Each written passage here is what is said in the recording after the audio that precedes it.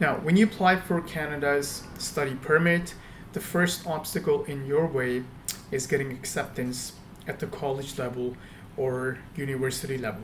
Okay, so if you're looking to do a master's or a postgraduate diploma course, you first need an acceptance letter on your file.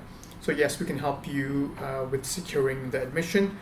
Get your offer letter from a certain academic institute, and then secondly, apply for your study permit. Once you've got that, you can go ahead and apply for Canada's study permit.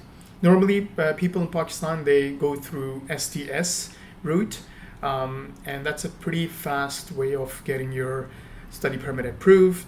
Normally, timeline would be somewhere around 25 business days to 35 business days. So you'll get a decision within this time, and then you'll be able to fly over to Canada to finally start your studies. Now, we can talk about the requirements. First of all, you need to pay first year's advance fee. Okay, so that's going in advance. So for example, if you're doing a master's course for 2 years, you'll need to pay the first year's advance fee to the academic institute, and that would be, let's say, somewhere around 15,000 Canadian dollars. Okay, that's done. Second, you will have to secure a GIC. It's guaranteed investment certificate.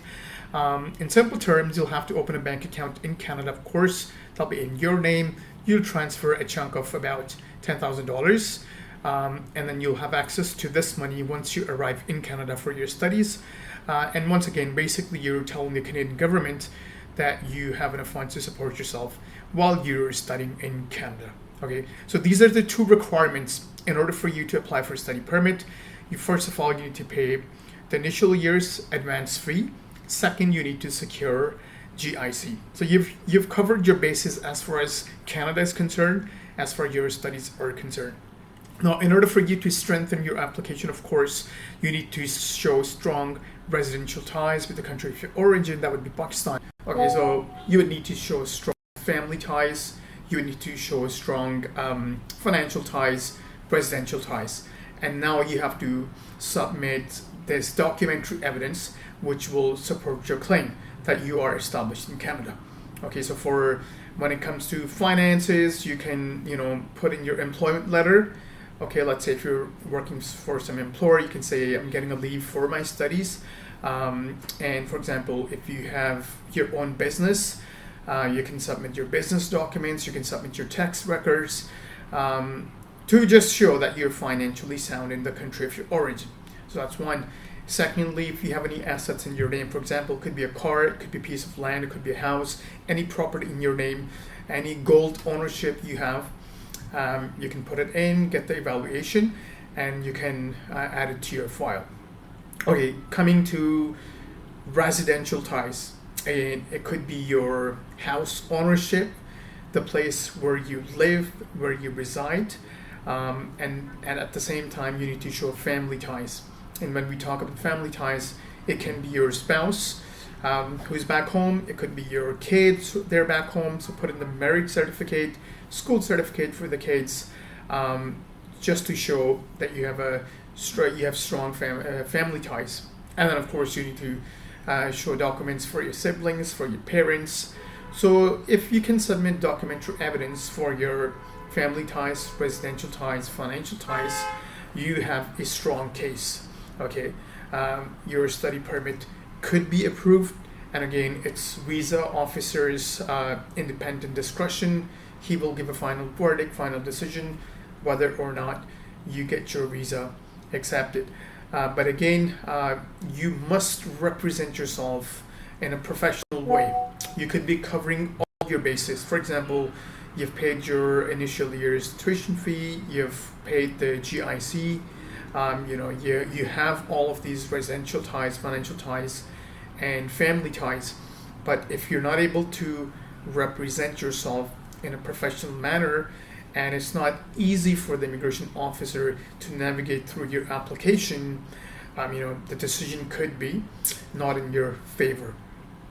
And one key point when you apply for Canada's study permit, you should tell them that the course that you're about to take, the study program you're about to take, has quite a lot of healthy employment prospects in the country of your origin. So let's say if you're going to Canada to study accounting, so you should submit an employability research report which outlines employment prospects within Pakistan, of course, as far as your studies are concerned.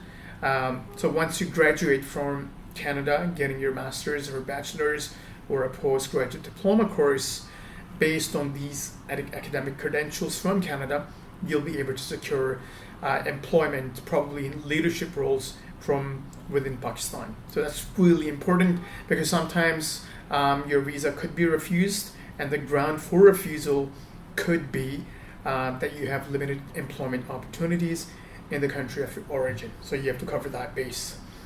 Once you have secured your study permit, you'll be able to study in Canada for the duration of your study program, of course. And at the end of your study program, you could be eligible to apply for Canada's work permit, and make sure that you get accepted into a DLI institute once you have finished your studies, because there are certain academic institutes, if you get enrolled into them, you cannot convert or you cannot apply for a work permit later on.